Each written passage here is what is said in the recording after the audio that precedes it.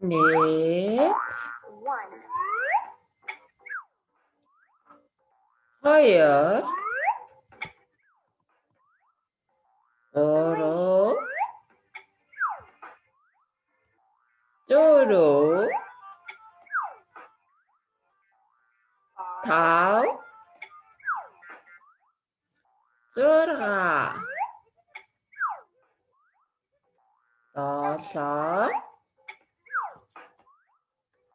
넷,